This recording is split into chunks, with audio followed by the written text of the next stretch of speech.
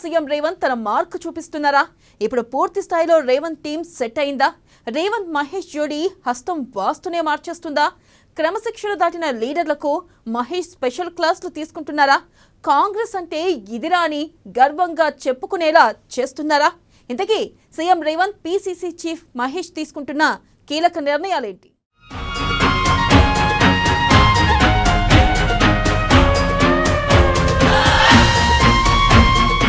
పాలనపై పట్టు సాధించిన సీఎం రేవంత్. ఓ మంత్రి తీరుపై పీసీసీ చీఫ్ మహేష్ కుమార్ గౌడ్ అసంతృప్తి. సీఎం ఆదేశాలతోనే కస్సుమన్న మహేష్ గౌడ్.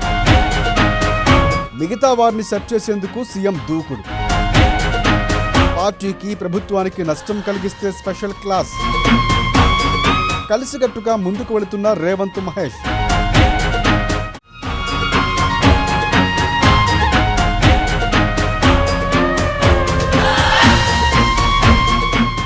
ఒకడు గర్జన, ఒకరు ఉప్పెన, ఇద్దరూ కలిస్తే ప్రళయాలే. అలాంటి వారే CM Revanth Reddy, PCC chief Mahesh Kumar Goud. అయితే పాలనపై పట్టు సాధించే క్రమంలో మొన్నటి వరకు వేచి చూసిన సీఎం రేవంత్ రెడ్డి ఇక తనదైన పంథాను అనుసరిస్తున్నారు. మొన్నటి వరకు ఇల్లు చక్కబెట్టుకోవడానికే సమయం పట్టింది. పార్టీలో సీఎంగా ఇమడడానికి, అందరినీ మచ్చిక చేసుకోవడానికి, తన టీంను ఏర్పాటు చేసుకోవడానికి సమయం తీసుకున్నారు. ఇప్పుడిప్పుడే పాలనపై పట్టు బిగిస్తున్నాడు. తన మార్కును వేసుకునేందుకు రెడీ అవుతున్నాడు. 3 కేబినెట్ బెర్తులు ఖాళీగానే ఉంచి ఆ కీలక శాఖలు తన వద్దే ఉంచుకొని ఇప్పుడున్న కేబినెట్ టీంతోనే పాలన పర్ఫెక్ట్గా చేసేందుకు నడుం బిగించాడు సీఎం రేవంత్ రెడ్డి.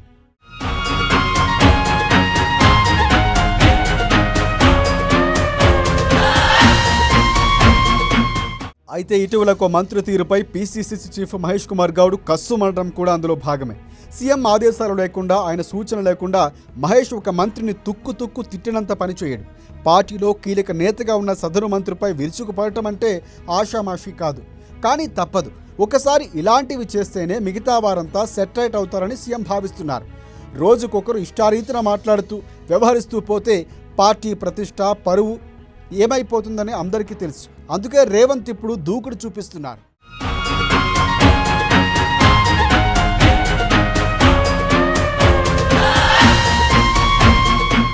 ఇప్పటి వరకు సీఎం రేవంత్ రెడ్డి, మహేష్ కుమార్ గౌడ్ ఓపిక పట్టారు. ఇక నో ఛాన్స్, వినేదే లేదు, అస్సలు వినేదే లేదు. మరొక కేబినెట్ విస్తరణ అస్త్రం ఉండనే ఉంది.